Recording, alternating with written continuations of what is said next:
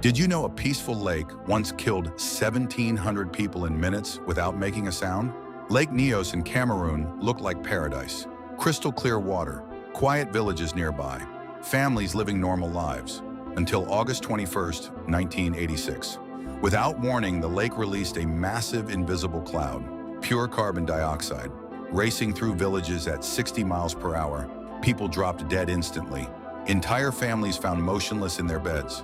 Children collapsed while playing. Livestock scattered dead across fields. Survivors described something terrifying: complete silence. No birds singing, no insects buzzing, nothing. The gas was so thick it pushed out all the oxygen for miles. Over 1,700 people suffocated in minutes. Thousands of animals dead. They never saw it coming, never heard it, never smelled it.